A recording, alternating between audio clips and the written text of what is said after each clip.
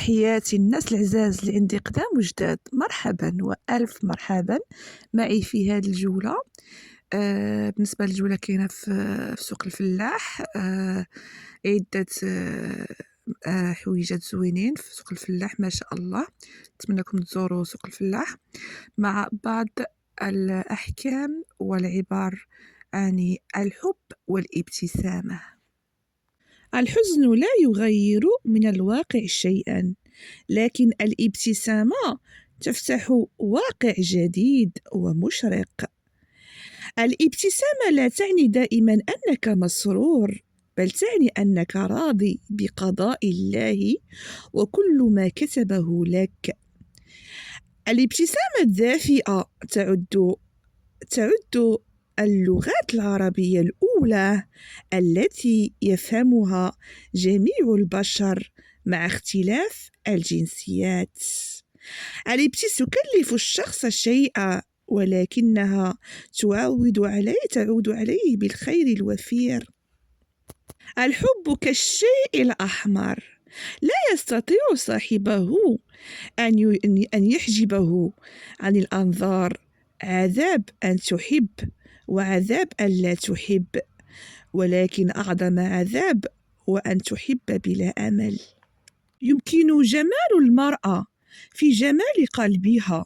الحب الحقيقي يحول الكره إلى حب والدمع إلى ابتسامة. الخلاصة: الحب شعور عميق يؤثر كثيرا في حياتنا. الابتسامة مثل السلام، إذ رأيتها ردها. فجمال الروح هو أن تبتسم، وجمال الأخلاق أن تجعل غيرك يبتسم. الحب لا يعرف الخوف، والحب جزاء المحب. وليس الحب أعمى، لكنه لا يبصر ولا يعرف الشتاء ولا الصيف. يرى الحب الورود بلا أشواك. يتكلم الحب مهما كانت الشفتين مغلقتين. لا يحب الإنسان سوى مرة واحدة. الحب الحقيقي هو أن تجد من يفهمك دون أن تتكلم، ويشعر بك دون أن تشرح، ويقف إلى جانبك دون أن تطلب. وهو كذلك الحب الحقيقي لا يتأثر بسوء المزاج، فمن يحبك في كل حالته. ويبدأ كذلك الحب الحقيقي عندما لا نتوقع شيئا في المقابل، وهو الحالة التي تصبح فيها سعادتك الشخصية مرتبطة بسعادة شخص آخر. بما أنني رميت سيفي، فإن كأس الحب هو كل ما أستطيع أن أهديه لمن يتعرض لي. الحب هو لا شيء، وبوجوده يوجد كل شيء.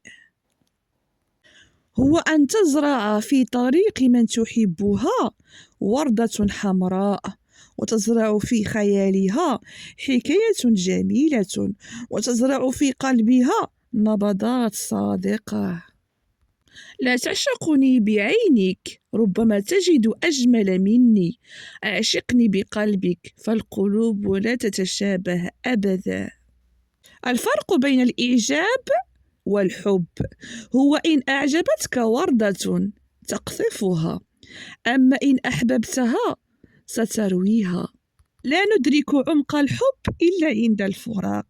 يسكن الروح، كيف للقلب أن ينساه؟ الحب لا يمكن شراؤه إلا بالحب. لذلك حتى إن كنت تملك في هذه الحياة ابتسامة واحدة لا غير، امنحها لمن تحب، فكل شيء فيها ويبقى وجه ربك ذو الجلال والإكرام. وسبحان العليم الحكيم الذي جعل من الابتسامة محبة تكسب بها القلوب، وصدقة تؤجر عليها. فتبسمك في وجه أخيك صدقة. هذا ما قال النبي الأعظم صلى الله عليه وسلم. تمتعنا معي في هذه الغروب ما شاء الله، اللهم بارك.